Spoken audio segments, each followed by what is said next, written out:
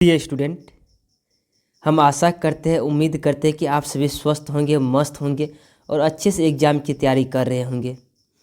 देखिए स्टूडेंट, आज की क्लास में हम आप सभी के सामने लेकर आ गए हैं ऑब्जेक्टिव क्वेश्चन। अभी घबराइएगा नहीं, मत सोचिएगा कि ये जो है ना ऑब्जेक्टिव लेकर आ गए हम चैप्टर नंबर वन का हम ऑब्जेक्टिव लेकर नहीं आए हुए हैं। आप सभी के लिए हम लेकर आए हुए हैं ये जो है क्वेश्चन बैंक का ऑब्जेक्टिव लेकर आए हैं। क्वेश्चन बैंक का यानी chapter by chapter question bank का लेकर आएंगे। यानी आज जो चलेगा सोशल साइंस चलने वाले यानी एसएसटी जिसको कहते हैं, एसएसटी का पूरा ऑब्जेक्टिव को कंप्लीट कराया जाएगा। यानी पूरे जितना भी यानी क्वेश्चन बैंक में पूछा गया है, यानी चैप्टर नंबर हम बात करेंगे 1 से लेकर के चैप्टर नंबर 3 तक का यानी ऑब्जेक्टिव को सॉल्यूशन करवाया जाएगा आप सभी के सामने। इसीलिए आप लोग से रिक्वेस्ट है, थोड़ा सा इन क्लास को ज़्यादा से ज़्यादा शेयर करने का प्रयास करिएगा और साथ ही साथ आप जो है इस क्लास में लगातार बने रहने का प्रयास करिएगा। यदि आज मान लेते हम हिस्ट्री का बात करेंगे यानी इतिहास का बात करेंगे, इतिहास का हम बात कर लेते हैं। सबसे पहले यहाँ पे देखिए, कम से कम आपको 3 वीडियो देखना पड़ेगा, मात्र 3 वीडियो ही बहुत काफ़ी है। अन्यथा 3 वीडियो ये हुआ और एक वीडियो आप बहुत ज़रूर और देख लीजिएगा। यानी क्योंकि देखिए 3 वीडियो में आपको हम बता देंगे कि पूरे मतलब 3 वीडियो में कहने का अर्थ है मेरा कि आपको जो है ना पूरा हम कंप्लीट कर देंगे और एक वीडियो में पूरा रिवीजन करा देंगे। यानी 4 वीडियो कितना हुआ, यानी एक बुक में हम कराएंगे 4 वीडियो। 4 वीडियो में आपका ऑब्जेक्टिव सेशन कवर हो जाएगा, यानी पूरा नहीं ऑब्जेक्टिव क्लियर हो जाएगा। चलिए आज से हमारे साथ आप जुड़ जाते हैं और अभी भी परीक्षा को लगभग करीब 2 महीना का समय बच गया है। यदि आप ये 2 महीने हमारे साथ चलते हैं, लगातार चलने का प्रयास करते हैं, तो आपको किसी भी प्रकार का दिक्कत नहीं आएगा ऑब्जेक्टिव में। साथ ही साथ सब्जेक्टिव तो चलबे करेगा, डेली सब्जेक्टिव भी हम लाने का प्रयास करें। लाने का प्रयास नहीं बल्कि शुरुआत कर दिया आना। आप देखिए हमारे चैनल पे जाइएगा तो 2 सब्जेक्टिव का अपलोड हो चुका है, जो कि बहुत ही शानदार क्वेश्चन है ऑब्जेक्टिव का, सब्जेक्टिव का भी ऑब्जेक्टिव का। चलिए आज की क्लास को हम स्टार्ट करते हैं। सबसे पहला नंबर चैप्टर से लेकर आज 3 तक करवाएंगे, चैप्टर नंबर 3 तक करेंगे। देखिए हमने सिंगल चैप्टर करवा दिए है, यानी chapter number 1, chapter number 2, chapter number 3 ऐसे करके। यदि उन सभी को आज लेकर एक ही वीडियो में आगे हैं आप सभी के लिए। चलिए ज़्यादा टाइम नहीं लेंगे आपका, क्योंकि परीक्षा की तैयारी ज़्यादा करना है आप लोग को। चलिए यहाँ पे आ जाते हैं, इस क्वेश्चन को जरा सा देखने का प्रयास करिए। बहुत ही शानदार क्वेश्चन ये आप लोगों के सामने आ चुका है। चलिए यहाँ पे दिखाने का हम प्रयास करते हैं। अब यहाँ पे देखिए पहला नंबर क्वेश्चन पे देखिए, पहला नंबर क्वेश्चन स्टार्ट कर रहा है। सन 1870 में फ्रांस, देखिए कह रहा है सन 1870 ईस्वी में फ्रांस और वर्षा के बीच युद्ध हुआ था। यानी 2015 में यह क्वेश्चन पूछा है, युद्ध हुआ था। कौन सा युद्ध हुआ था? यानी सेडोवा का युद्ध हुआ था। ऑप्शन नंबर बी को टिक करिएगा। कौन सा युद्ध हुआ था? तो सेडोवा का युद्ध हुआ था। ऑप्शन नंबर बी को टिक करिएगा। चलिए अगला नंबर क्वेश्चन पर हम चलते हैं। इस क्वेश्चन को जरा सा देखने का प्रयास करें। चैप्टर 2 क्वेश्चन को देखिए, कौन सा क्वेश्चन को देखिएगा, दूसरा नंबर क्वेश्चन को आप देखने का प्रयास कीजिए। कह रहा है किस युद्ध के बाद जर्मनी का एकीकरण हुआ? देखिए किस युद्ध के बाद जर्मनी का एकीकरण हुआ? 2018 में यह क्वेश्चन पूछा गया। कह रहा है किस युद्ध के बाद जर्मनी का एकीकरण हुआ? तो सेडोवा के युद्ध के बाद। किस युद्ध के बाद? यानी सेडोवा के युद्ध के बाद जर्मनी का एकीकरण हुआ। ऑप्शन नंबर बी को टिक करिएगा। ऑप्शन नंबर बी को टिक करिए, यानी सेडोवा के युद्ध के बाद यानी जर्मनी का एकीकरण हुआ था। चलिए अगला नंबर क्वेश्चन चलते हैं। इस क्वेश्चन को थोड़ा सा देखिए, बहुत ही शानदार क्वेश्चन आ चुके हैं आप लोगों के सामने। सारा क्वेश्चन बैंक में यह पूछा गया। कह रहा है यूरोप का मरीज किसे कहा जाता है? 2019 में यह क्वेश्चन पूछा गया है। क्या कहता है? यूरोप का मरीज किसे कहा जाता है? यूरोप के मरीज भाई तुर्की को कहा जाता था ना। ऑप्शन नंबर ए को टिक करिएगा। यूरोप का मरीज किसे कहा जाता था? तो तुर्की को कहा जाता था। अगला नंबर क्वेश्चन अब देखिए, यहाँ देखिए नेक्स्ट क्वेश्चन पे आ गए हम। कह रहे यंग यूरोप का संस्थापक कौन था? यंग यूरोप का संस्थापक कौन था? यंग यूरोप का संस्थापक हम बात करेंगे तो ये था, यानी मेजनी था। कौन था? मेजनी था। ऑप्शन नंबर ए को टिक करिएगा। कौन था? तो मेजनी था। अगला नंबर क्वेश्चन पे चलिए। अगर सीपू, अब देखिए थोड़ा सा यहाँ से क्वेश्चन कर, टीपू सुल्तान शासक थे। 2019 में ये क्वेश्चन पूछा गया। कर टीपू सुल्तान शासक थे मैसूर का शासक थे। कहाँ का शासक था? मैसूर का। ऑप्शन नंबर ए को टिक करिएगा, मैसूर का शासक था। चलिए अगला नंबर क्वेश्चन पे। इस क्वेश्चन को थोड़ा सा देखिए, बहुत ही देखिए जितना कि ये very very important question, VVI question है सारा। अब देखिए गैरीबाल्डी पेशे से क्या था? गैरीबाल्डी का पेशे से क्या था? 2014-2019 में ये क्वेश्चन पूछा गया है। पेशे से क्या थे? नाविक था। ऑप्शन नंबर डी को देखिए, गैरीबाल्डी पेशे से क्या थे? नाविक थे। ऑप्शन नंबर डी को टिक कर दीजिएगा। अगला नंबर क्वेश्चन पर आ जाइए। बहुत ही शानदार क्वेश्चन आप लोगों के सामने हम आ चुके हैं लेकर के। कह रहा फ्रैंकफर्ट की संधि पर हस्ताक्षर कब हुई थी? कब हुए थे? 1871 ईस्वी में हुआ था। ऑप्शन नंबर सी को देखिएगा, ऑप्शन नंबर सी को टिक कर दीजिएगा। अगला नंबर क्वेश्चन में देखिए, बहुत ही शानदार क्वेश्चन आ चुके हैं आप लोग के सामने, बहुत ही शानदार क्वेश्चन। अब यहाँ पे देखिए कह रहा 1871 ईस्वी में कौन सी संधि हुई थी? कह रहा 1871 ईस्वी में कौन सी संधि हुई थी? 2021 में यह क्वेश्चन पूछा गया, यानी फ्रैंकफर्ट की संधि हुई थी। ऑप्शन नंबर ए को टिक करिएगा, बहुत ही शानदार क्वेश्चन है ये। अगला नंबर क्वेश्चन पे चलिए, बहुत ही लाजवाब क्वेश्चन है। यहाँ पे देखिए कह रहा 1830 के क्रांति के बाद, देखिए कह रहा 1830 के क्रांति के 1830 के क्रांति के बाद फ्रांस में किस प्रकार का शासन व्यवस्था स्थापित हुआ? फ्रांस में किस प्रकार का शासन स्थापित हुआ? किस प्रकार का हुआ था?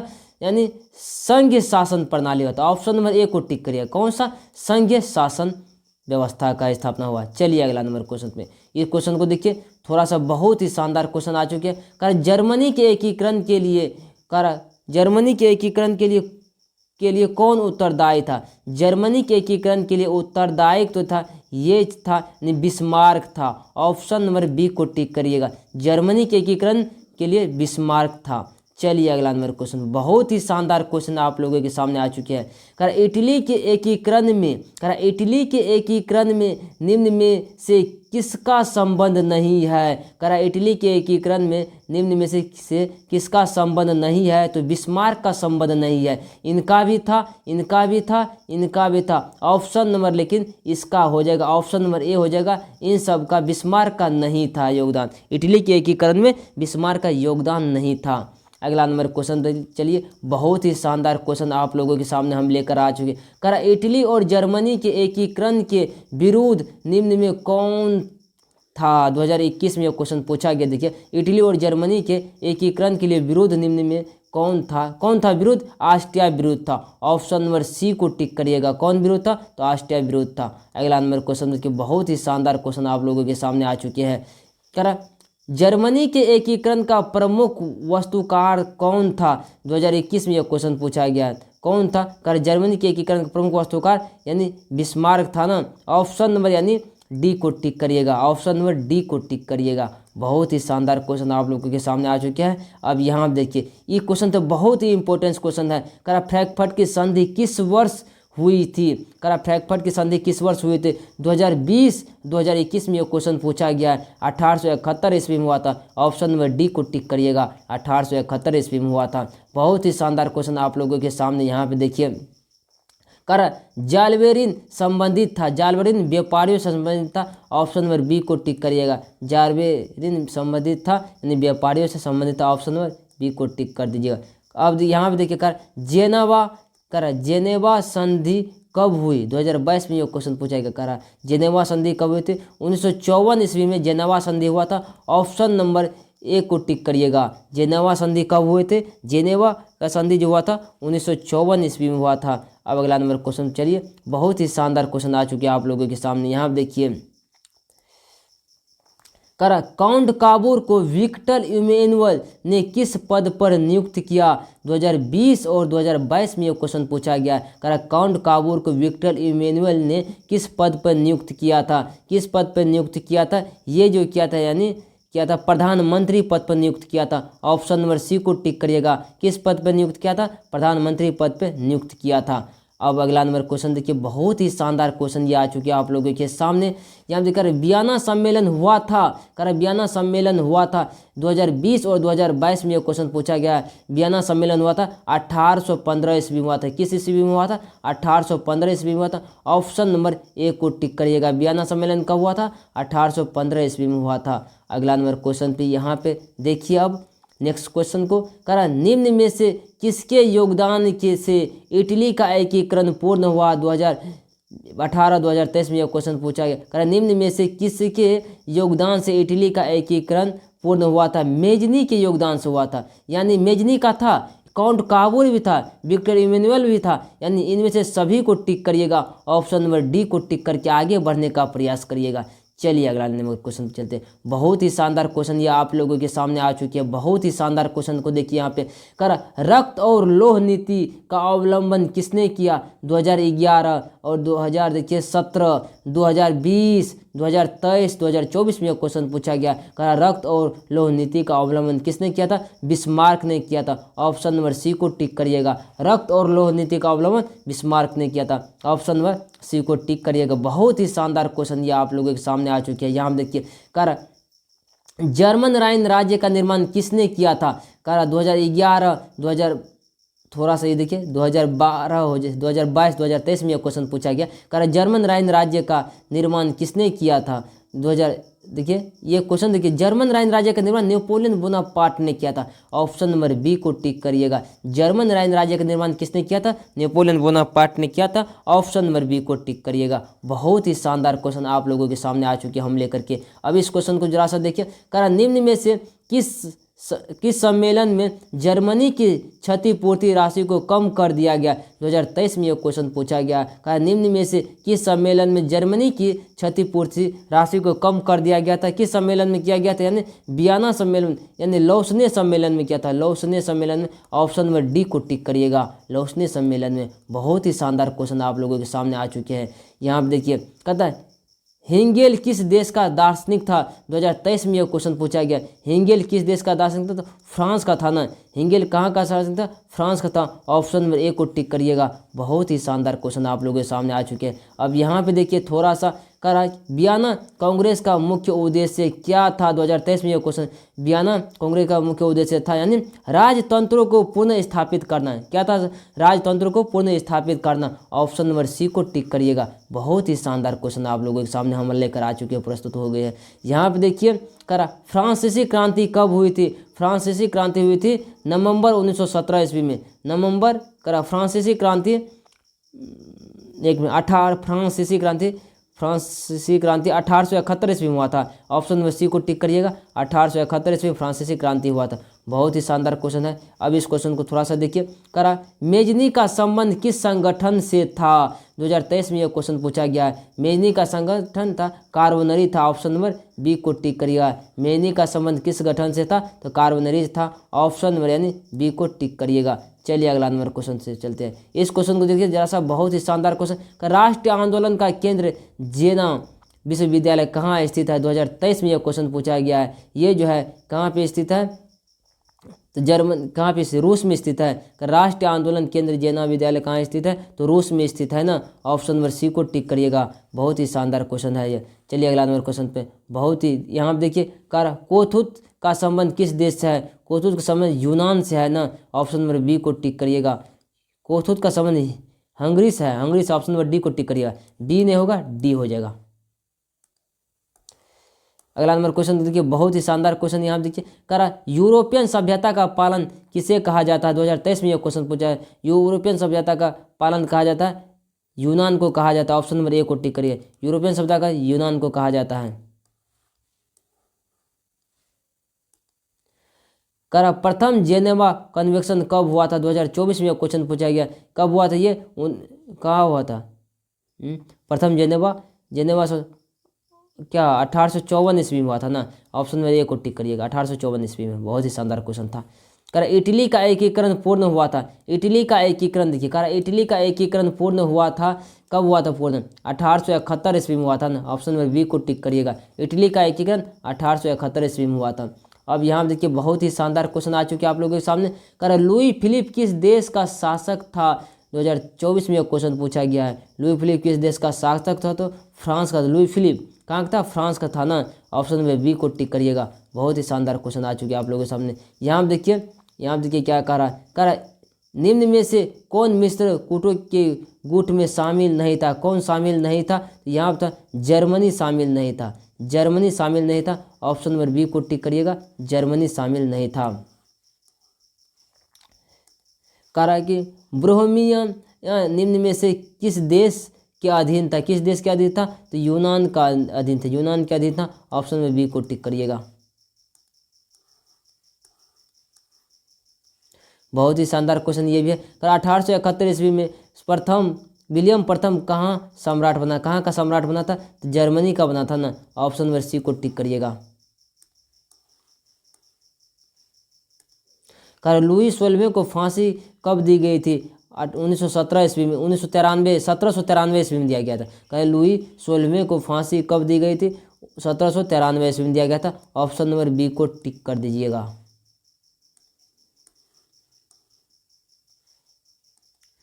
इस क्वेश्चन कर पोट्सडम की घोषणा के बाद किसने आत्मसमर्पण किया, और 2024 में यह क्वेश्चन पूछा है, किसने, वियतनाम ने किया था। ऑप्शन नंबर सी को टिक करिएगा।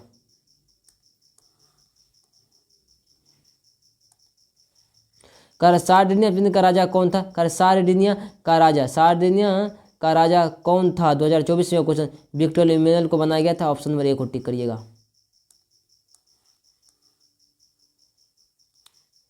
अब यहाँ देखिए कह रहा है कि इटली के एकीकरण का प्रमुख नायक कौन था, 2024 में क्वेश्चन पे इटली के एकीकरण का, इटली के मेजनी था ना प्रमुख नायक, पेजनी ये ऑप्शन नंबर डी को टिक, सब तो प्रमुख नायक था ना, इन्हीं सब के कारण ऑप्शन नंबर डी को टिक करिएगा।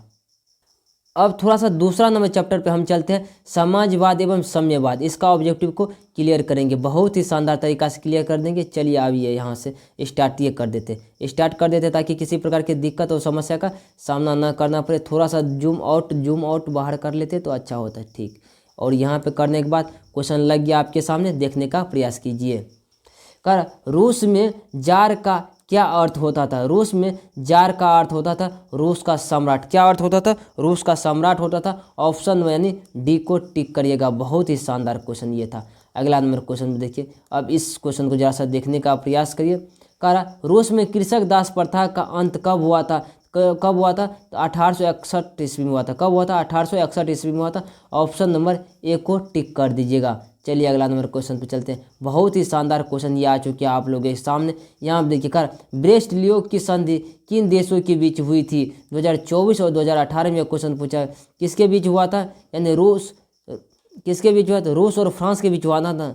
ऑप्शन नंबर रूस और जर्मनी के बीच हुआ था। कर ब्रेस्ट लियो की संधि किस देशों के बीच हुई थी, रूस और फ्रांस के बीच हुआ था। ऑप्शन नंबर यानी बी को टिक करिएगा। थोड़ा सा इस क्वेश्चन में देख लेंगे बाद में, चलिए कोई बात नहीं। इस क्वेश्चन को देखिए थोड़ा सा, बहुत ही शानदार क्वेश्चन। कारण निम्नलिखित में से किसे समाजवाद के संस्थापक के रूप में माना जाता है, समाजवाद के संस्थापक के रूप में कार्ल मार्क्स को माना जाता है। ऑप्शन नंबर डी को टिक करिएगा। किसे माना जाता है, तो कार्ल मार्क्स को माना जाता है। बहुत ही शानदार क्वेश्चन ये है। अब यहाँ देखिए कह समाजवादी घोषणा पत्र के लेखक थे, 2018 में यह क्वेश्चन पूछा गया। कह समाजवादी घोषणा पत्र के लेखक थे, कौन था, कार्ल मार्क्स और एंगल्स था। ऑप्शन नंबर डी को टिक करिएगा। बहुत ही शानदार क्वेश्चन आ चुके हैं। चलिए अगला नंबर क्वेश्चन पे, इस क्वेश्चन को थोड़ा सा देखने का प्रयास करिए। कह दास कैपिटल का प्रकाशन किस वर्ष हुआ था, 2020 में यह क्वेश्चन पूछा गया है। ये हुआ था ना 1864 ईस्वी में। दास कैपिटल का प्रकाशन 1864 ईस्वी में हुआ था।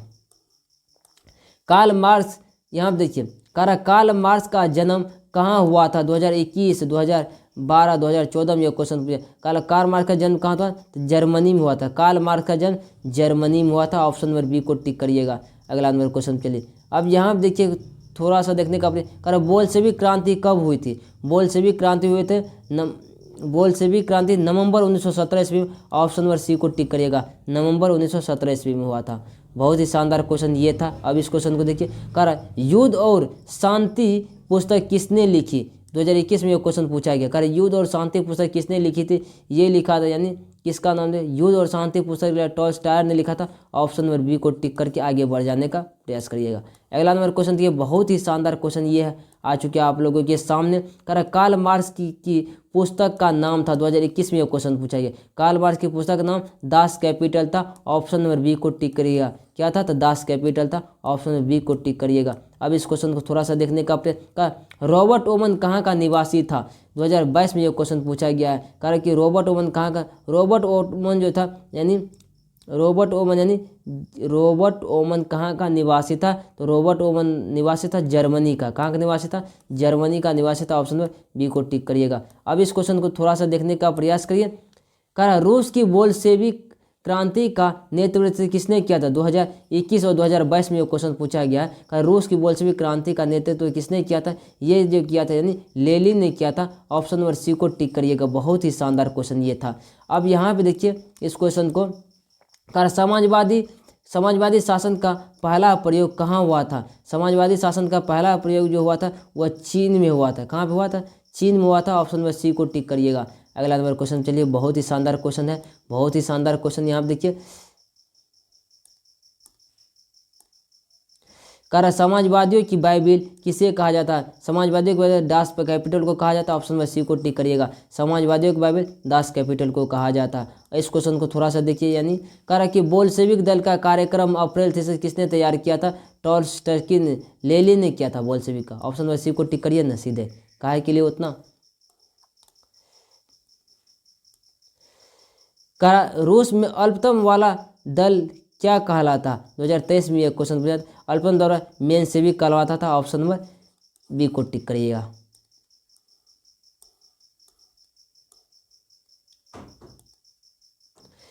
रूस में प्रतिनिधात्मक संस्था ड्यूमा का गठन कब हुआ था? 2023 में यह क्वेश्चन पूछा गया।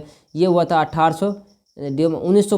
1905 ईस्वी में हुआ था। ऑप्शन नंबर सी को टिक करिएगा, 1905 ईस्वी में। किस संधि के तहत रूस प्रथम विश्व युद्ध से बाहर हो गया था? किस संधि के? ब्रेस्ट-लिट की संधि से। ऑप्शन नंबर बी को टिक करिएगा। बहुत ही शानदार क्वेश्चन ये है। यहाँ देखिए, वैज्ञानिक समाजवाद का जनक किसे कहा जाता है? वैज्ञानिक समाजवाद का जनक कार्ल मार्क्स को। ऑप्शन नंबर सी को टिक करिएगा। वैज्ञानिक समाजवाद का रॉबर्ट ओमन को कहा जाता है कि इधर समाजवाद का है ना। चलिए ठीक है। रूस की संसद को कहते 2024 में क्वेश्चन, रूस की संसद को ड्यूमा कहते। क्या कहते? ड्यूमा कहते। ऑप्शन नंबर सी को टिक करिएगा। रूस की संसद को ड्यूमा कहते हैं। नई आर्थिक नीति किसने लागू की थी? 2024 में यह क्वेश्चन पूछा गया। नई आर्थिक नीति लेनिन ने लागू किया था। ऑप्शन नंबर ए को टिक करिएगा।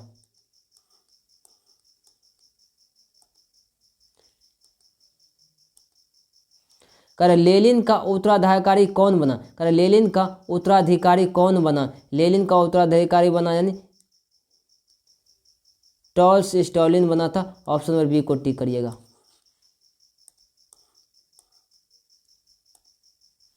कर 1919 में थर्ड इंटरनेशनल की स्थापना किसने की? 2024 में क्वेश्चन पूछा गया। ये क्या था? स्थापना किया था यानी रॉबर्ट ओमन ने किया था। ऑप्शन नंबर डी को टिक करिएगा। 1917 की पहली रूसी क्रांति किस नाम से जानी जाती है? 2024 में क्वेश्चन पूछा गया। नवंबर की क्रांति के नाम। 1917 की पहली रूसी क्रांति किस नाम से जानी जाती है? पहली रूसी क्रांति अक्टूबर की क्रांति से जानी जाती है। ऑप्शन नंबर ए को टिक करिएगा। अब थोड़ा चलते हैं अगला नंबर चैप्टर पे। अब तीसरा नंबर चैप्टर पे थोड़ा सा देखिए, इसको जिन आउट करके लगा लेते। हिंद चीन में राष्ट्रवादी आंदोलन। तीसरा नंबर चैप्टर पर आ जाने का प्रयास करिए, यहाँ देखने का प्रयास करिए। बहुत ही शानदार क्वेश्चन ये है। अब इस क्वेश्चन को देखिए। The history of the loss of Vietnam किसने लिखा? 2011 में यह क्वेश्चन पूछा। किसने लिखा था? यह फान वोई चाओ ने लिखा था। ऑप्शन नंबर बी को टिक करिएगा। फान वोई चाओ ने। इस क्वेश्चन को जरा सा देखने का प्रयास करिए। 15 मार्च 1946 में यानी फ्रांस एवं वियतनाम के बीच होने वाले समझौता किस नाम से जाना जाता है? यानी किस नाम से जाना जाता है? यानी ये जो है यानी इनमें से कोई नहीं होगा। डी नंबर को टिक करिएगा, नहीं दिया गया है। हिंद चीन में कोलोन किन्हें कहा जाता था? हिंद चीन में कोलोन का फ्रांसीसियों के नागरिकों को कोलोन कहा जाता था। ऑप्शन नंबर सी को टिक करिएगा। कंबोडिया की राजधानी, यहाँ देखिए क्वेश्चन पूछा कंबोडिया की राजधानी 2022 में ये क्वेश्चन पूछा नोम पेन है। ऑप्शन नंबर बी को टिक करिएगा, नोम पेन। अब इस क्वेश्चन को देखिए, बहुत ही शानदार क्वेश्चन आ चुके हैं। वियतनाम का एकीकरण हुआ था 2022 में ये क्वेश्चन पूछा है, वियतनाम का एकीकरण जो हुआ था यानी 1975 ईस्वी में हुआ था। डी नंबर को टिक करिएगा। सिंगापुर आज़ाद हुआ था, करा सिंगापुर आज़ाद हुआ था 1965 ईस्वी में। 1965 ईस्वी में सिंगापुर आज़ाद हुआ था। करा हिंद चीन भारत पहुंचने वाले प्रथम व्यापारी कौन थे? 2016, 2018, 2020, 2022 में यह क्वेश्चन पूछा गया है। यहाँ देखिए हिंद चीन पहुंचने वाले प्रथम व्यापारी था यानी पुर्तगाल था। ऑप्शन नंबर सी को टिक करिएगा। करा अंकोर वाट का मंदिर कहाँ स्थित है? कंबोडिया में स्थित है। अंकोर वाट का मंदिर कंबोडिया में स्थित है। अब देखिए यहाँ पे क्वेश्चन पूछ गया है, करा अंकोर वाट का मंदिर का निर्माण किसने कराया? 2019 और 2023 में यह क्वेश्चन पूछा है। सूर्य वर्मा द्वितीय ने कराया था। ऑप्शन नंबर बी को टिक करिएगा, सूर्य वर्मा द्वितीय ने कराया था। इस क्वेश्चन को जरा सा देखने का प्रयास करिए। करा उत्तरी और दक्षिणी वियतनाम का एकीकरण कब हुआ? 2022 और 2023 में यह क्वेश्चन पूछा गया है। तो 1975 ईस्वी में हुआ था। ऑप्शन नंबर सी को टिक करने का प्रयास करिएगा। करा बाओ दाई की सरकार कहाँ थी? बाओ दाई की सरकार थी यानी दक्षिणी वियतनाम में था। ऑप्शन नंबर बी को टिक करिएगा।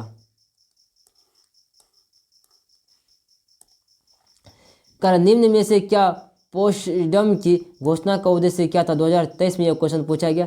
यह था जापान का आत्मसमर्पण। करा टोकिन फ्री स्कूल कहाँ स्थापित किया गया? यह वियतनाम में स्थापित किया था। ऑप्शन नंबर डी को टिक करिएगा। कहा दक्षिण वियतनाम में किनकी प्रथम सरकार बनी थी? ये बना था बाओ दाई का सरकार बना था। ऑप्शन नंबर बी को टिक करिएगा।